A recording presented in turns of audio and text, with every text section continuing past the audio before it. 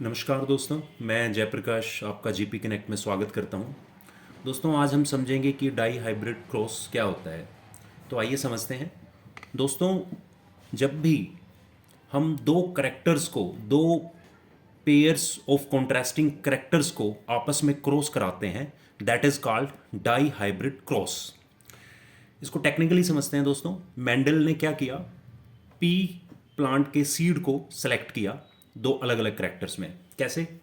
देखिए, उसने क्या किया, पी के सीड में एक round shape with yellow colour seed को सेलेक्ट किया, जिसका जीनोटाइप है capital R and capital Y. और दूसरा, उसने wrinkle shape with green colour seed को सेलेक्ट किया, जिसका जीनोटाइप है small R and small Y. अब देखिए, यहाँ पे इसका हमने गैमीट फॉर्मेशन की दोस्तों। कैपिटल आर और capital Y, small R small Y से गैमीट फॉर्मेशन में क्या हुआ, ये हमने गैमीट फॉर्मेशन की है, आर वाई के स्मॉल आर वाई। उसके बाद हमने इसको आपस में दोस्तों क्रॉस कराया। देखिए, क्रॉस में F1 जनरेशन में as per law of dominance हम देखते हैं कि जो सारे जो रिजल्ट आया दोस्तों, वो सारे जो सीड थे वो राउंड शेप में थे और येलो कलर में थे। ये देखिए F1 जनरेशन। उसके बाद दोस्तों हमने ये जो रिजल्ट आया कि all round and yellow colour of seed को, देखिए यहाँ पे इसकी फिर से हमने गैमीट फॉर्मेशन की। गैमीट फॉर्मेशन हमने क्यों की दोस्तों, कि हमने इसको फिर से क्रॉस कराएंगे फॉर F2 जनरेशन के लिए। ये देखिए, इसको आपस में हमने क्रॉस कराया, capital R capital Y small Y आपस में क्रॉस करा के ये जो इसकी गैमिट्स फॉर्मेशन आई। अब इसको यहाँ पे देखिए दोस्तों, हम इसको ऐसे भी समझ सकते हैं। यहाँ पे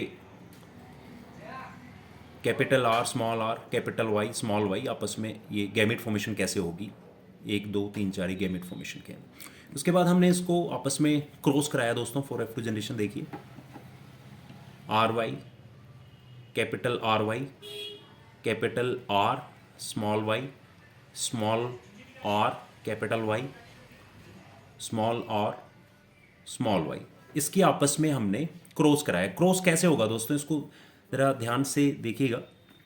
पहले हम इस कैपिटल आर वाई को इस कैपिटल आर वाई से क्रॉस कराएंगे फर्स्ट। उसके बाद हम इसको इस सेकंड से क्रॉस कराएंगे, ये सेकंड रिजल्ट। उसके बाद हम इसको थर्ड से क्रॉस कराएंगे, ये इसका थर्ड रिजल्ट। उसके बाद इसको हम इस फोर्थ से क्रॉस कराएंगे, ये इसका फोर्थ रिजल्ट है। और सेम फिर दोस्तों ये देखिए, इस ये जो कॉलम में है कैपिटल आर स्मॉल वाई, इसको पहले हम इससे कराएंगे, फिर इससे कराएंगे, फिर नेक्स्ट से कराएंगे, फिर नेक्स्ट से, और इनका जो रिजल्ट होगा दोस्तों वो यहाँ पे मेंशन होगा। इसी तरह से हमने इसको पूरा क्रॉस कराया। और जो F2 जनरेशन के अंदर दोस्तों जो रिजल्ट निकल के आया वो देखिए क्या है। वो जो रेशो आई दोस्तों F2 जनरेशन में वो थी 9331।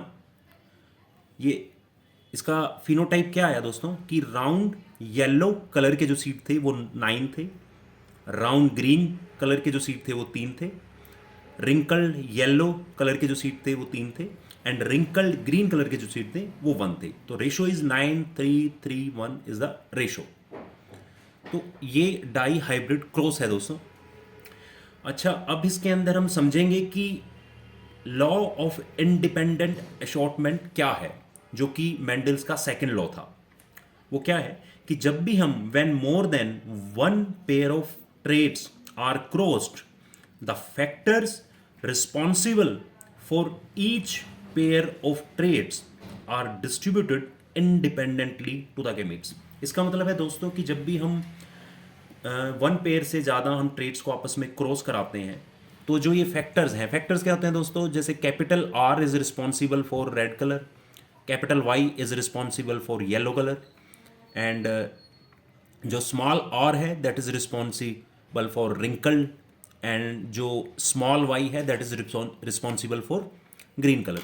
तो जब हम इसको आपस में क्रॉस कराते हैं तो हम देखते हैं कि ये आपस में क्रॉस होके इंडिपेंडेंटली डिस्ट्रीब्यूट हो जाते हैं बिना एक दूसरे को कॉन्टेमिनेटेड किए हुए। उसमें से दोस्तों जो डोमिनेंट होगा वो अपने आप को शो करेगा F2 जनरेशन में। जैसे आप यहाँ पे देखिए कि ये एक रिजल्ट है, इसी में देखते हैं R, capital R, small r, capital Y, small y। तो यहाँ पे जो डोमिनेंट फैक्टर्स हैं वो हैं कैपिटल R, तो यहाँ पे राउंड आया दोस्तों, यहाँ पे कैपिटल Y है तो ये येलो आया। तो इसमें small r and small y वो रिसेसिव था तो वो अपने आप को एक्सप्रेस नहीं कर पाया, ठीक है, बट वो इनके साथ यहाँ पे अटैच रहेगा बिना इनको कॉन्टेमिनेटेड किए। तो यही दोस्तों लॉ ऑफ इंडिपेंडेंट अशॉर्टमेंट है। अच्छा दोस्तों, इसी में हम समझते हैं कि मोनोहाइब्रिड क्रॉस क्या होता है। दोस्तों मोनोहाइब्रिड क्रॉस क्या होता है कि जब भी हम when single pair of contrasting character are crossed, जब भी हम single pair of contrasting character को क्रॉस कराते हैं तो उसे हम मोनोहाइब्रिड बोलते हैं। जैसे कि हमने सिर्फ एक ही इसमें ट्रेट उठाया कि टॉल एंड डॉफ, साइज लिया कि एक प्लांट जो है वो टॉल है और एक डॉफ है, छोटा है, तो आपस में जो हमने क्रॉस कराया तो F1 जनरेशन में जो रिजल्ट आया that is all tall plant, तो that is monohybrid cross. I hope दोस्तों कि आपको ये monohybrid cross and dihybrid cross and law of independent assortment समझ में आया होगा। अगर फिर भी कुछ आपकी क्वेरी है then please message me. Thank you दोस्तों।